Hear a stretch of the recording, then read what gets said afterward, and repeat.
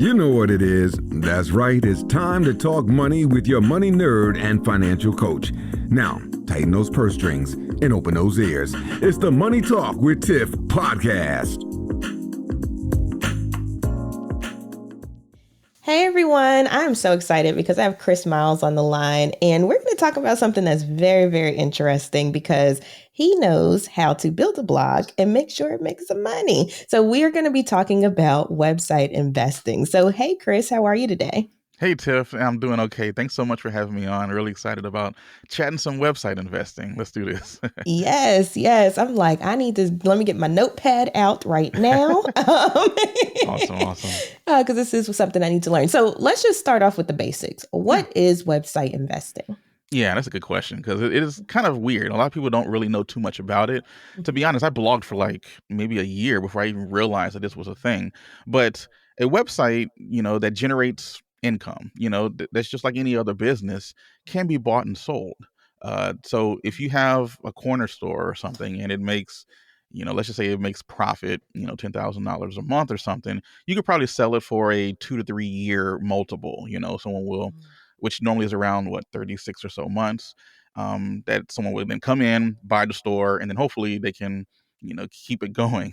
It's the same difference with a website. You can build a website from scratch. Obviously, there's not as much overhead as you would with a store or something like that. I mean, you can just buy a domain and buy some hosting for your site, and you can start from there for less than $20. But regardless, you build the site up. You do what's called content marketing, where you're answering common questions on Google. Google has been so consistent in sending traffic to websites for so long that people can bank on it by investing money into buying sites that generate revenue. So usually right now, the industry is at the point where between a 30 to 50 multiple, meaning however much money your site makes per month, you can multiply that by about 30 to 50, and you'll be able to sell that site. There's people out there who are buying sites like this all the time. So if you have a site that makes $1,000 a month, it's worth anywhere from $30 to $50,000, and it's not too hard to get built up, but it does take time and knowledge to know what you're getting into before you actually go through with the process.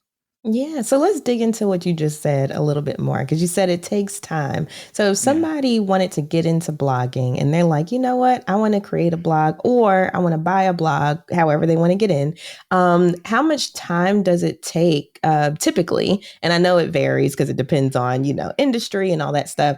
But typically, how much time are you saying when you say it takes a while?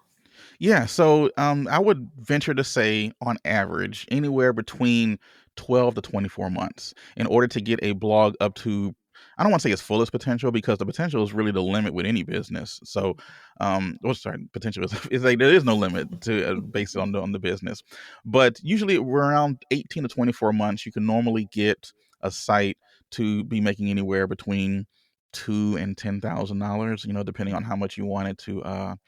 You put into it.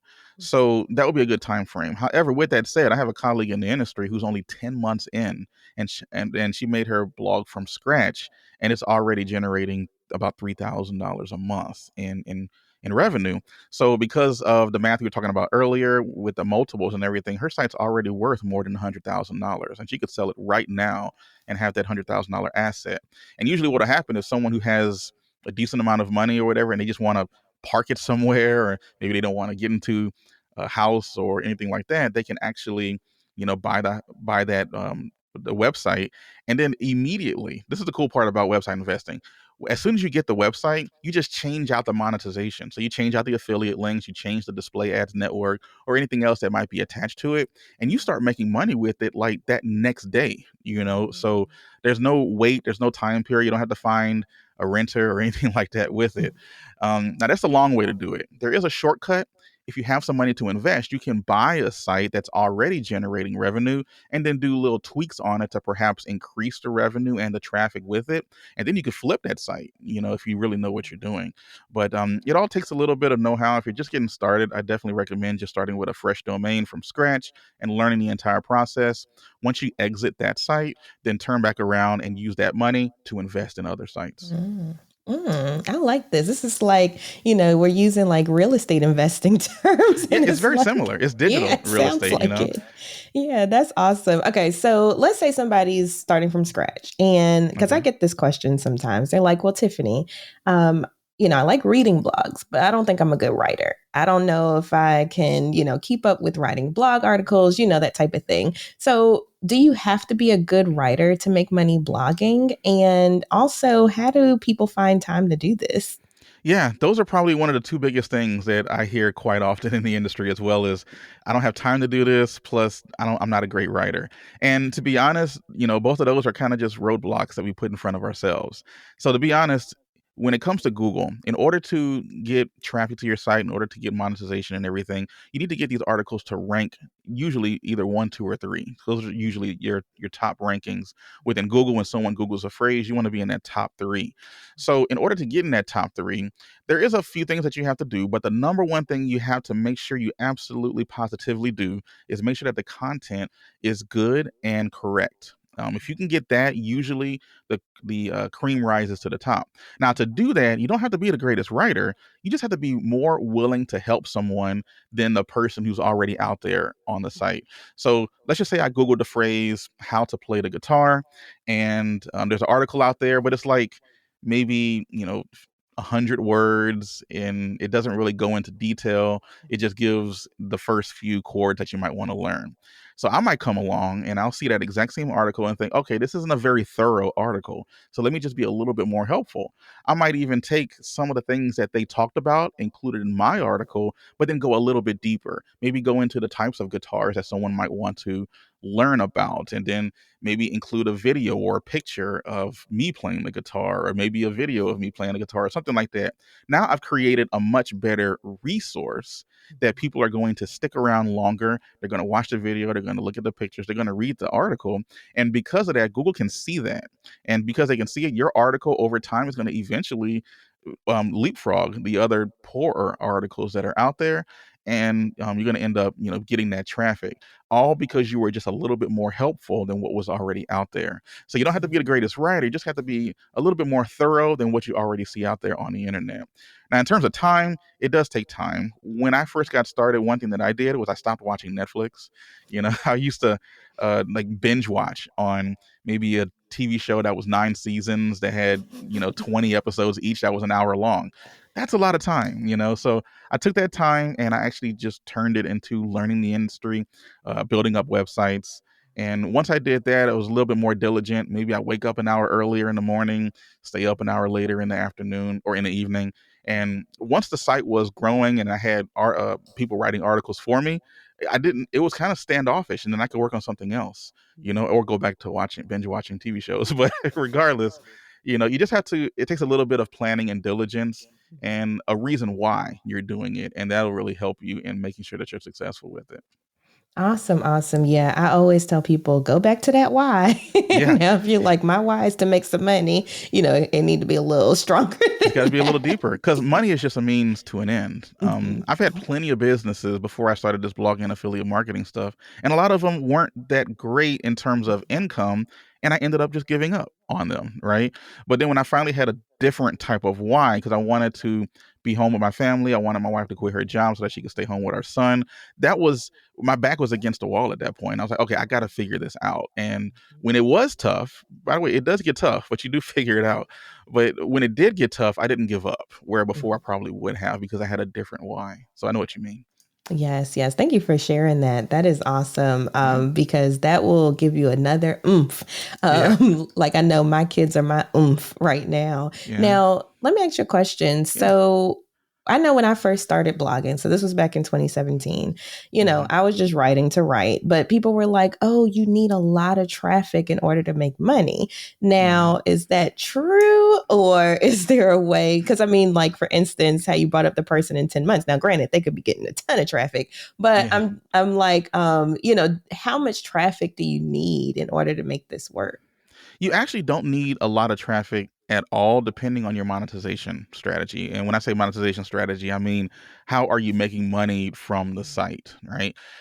Usually, when you're first getting started, the two best ways, in my opinion, to monetize would be with either affiliate marketing, Mhm. display ads once you do get a decent amount of traffic, or consulting. If you do something that can be helpful to somebody, it doesn't always have to be professional consulting. You can have a garden website and you just jump on a Zoom call with somebody and just charge them a few bucks to do that. Those are ways that you can make money faster because you don't need a product. You don't need to worry Mhm. about customer service and all of this fun stuff. With affiliate marketing, you just partner with a brand. Like we mentioned, gardening, you could partner with a soil brand and say, hey, this is the exclusive soil partner, yada, yada, yada for your site. Mhm. And you refer people there. And when you make those referrals, you get a commission from the sale. The cool part about affiliate marketing is that it only requires one person to go through and make a purchase and you make money. It's not like or display ads. Like you might think about those annoying display ads you see every time you go to a website, but the website owner makes money on that. But you Mhm. do need volume with that.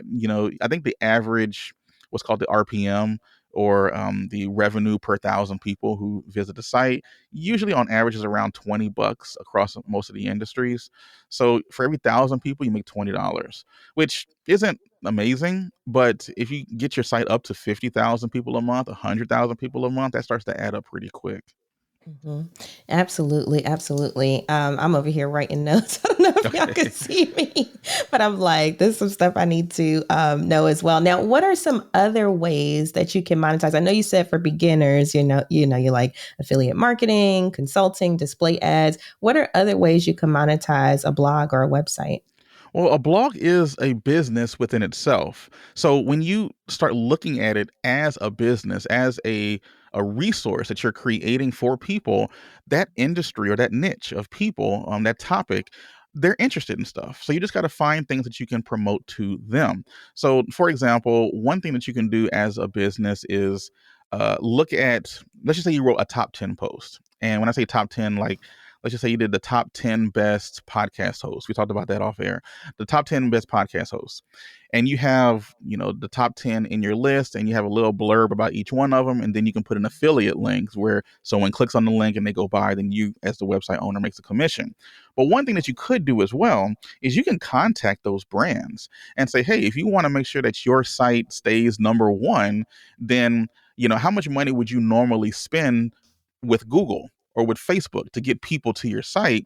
I'll charge you cheaper than that and still be able to make a decent profit as a business. And then you don't have to worry about spending as much money in marketing spend in order to get that new lead or new customer to your site.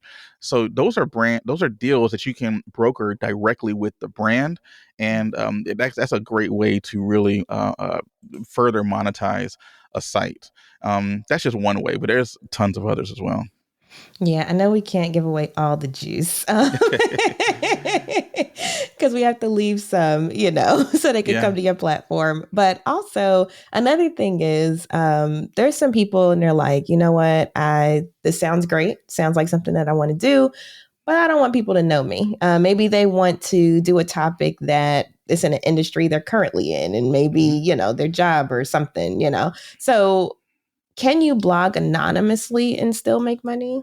Yeah, 100%. It's okay to use an alias online. Typically, most people do use an alias online, like a celebrity name almost, right? There's so many celebrities that we know of where that's not actually their name; that's just their professional name. And it's not even celebrities; even CEOs and stuff use different names because it just, at least in their minds, it's a better ring to it, right? That's perfectly okay to do online as well.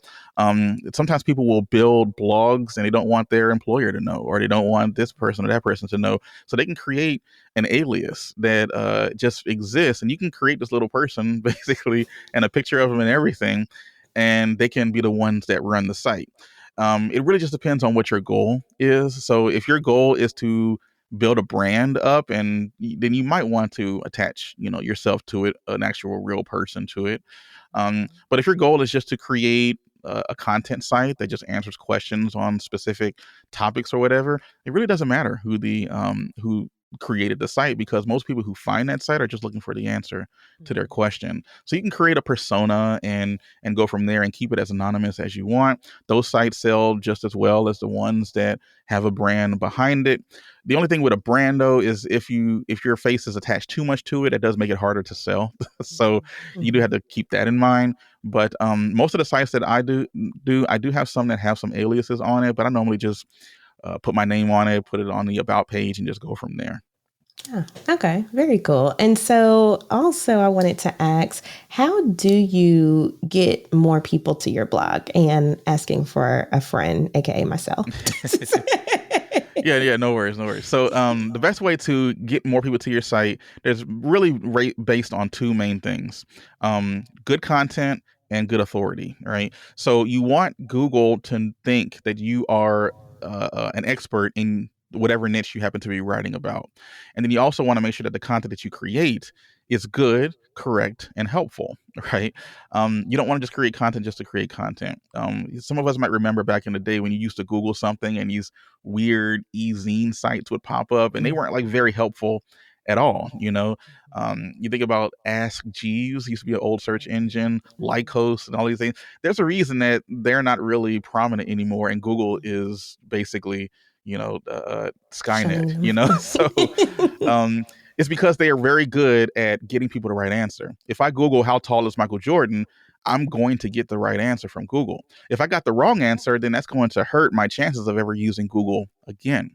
So it's to Google's best interest to serve the right answer. So with that, we need to be able to do the exact same thing, work in line with what Google wants, and we'll be able to continue growing the traffic. So build more content on the site that people can find, and then also build the authority up on your site as well. So to build your authority, just quickly, is you find other people or other brands and other businesses that are also in your industry to vouch for you. And they can do that by giving you what's called a backlink. And you can do that by just creating relationships in the industry and learning who this is, learning who that is, networking. That's probably one of the better ways to do it. And swapping content. And that's one great way that you can get some authority to your site, which gives good indications to Google that, hey, this person isn't just making this stuff up. They're vouched by Yahoo or they're vouched by Essence or whatever it happens to be. And because of that, now you can have some authority. So now what you say, Google can see it as, oh, they're right. Let's go ahead and rank them where they should. Gotcha. Okay. So it's like building your brand, like even if you're anonymous, you still have to build your brand by getting those backlinks from people that can vouch for you or companies that can vouch for you. And then that's how you kind of grow. Got it. All right. So in a nutshell. Right. Yeah. So thank you so much, Chris, for coming on the show today. This was super helpful for my friend, AKA me, and my audience. So asking for a friend. Right. So if people were interested in learning more about you and finding out more about how to do this website investing thing, how could they find you? Yeah. For sure, go check me out on a Blogger Evolution podcast or bloggerevolution.com. You can find me there as well. Those will probably be the best places. I have a contact me page there. I do a little consulting. So if you want to, just connect with me, we can probably figure something out and just go from there. And also you can probably follow me on Instagram at Chris Myles Official. Awesome. Well, we will have all of those in the show notes. So if you didn't catch everything because you're driving, you're doing your chores, whatever, make sure you check out the show notes and I'll have all the links. So thank you again, Chris. This was awesome and very eye-opening for myself. So I look forward to coming up with a 6-figure blog here soon. But thank you so much. And I hope you have a wonderful rest of your day. You too, Tiff. Thanks a lot. Bye. Thank you for listening, joining, and being a part of the Money Talk with Tiff podcast this week. You can check Tiff out every Thursday for a new Money Talk podcast. But if you just can't wait until next week, you can listen to previous podcast episodes at moneytalkwitht.com or follow Tiff on all social media platforms at Money Talk with T. Until next time, spend wise by spending less than you make. A word to the money wise is always sufficient.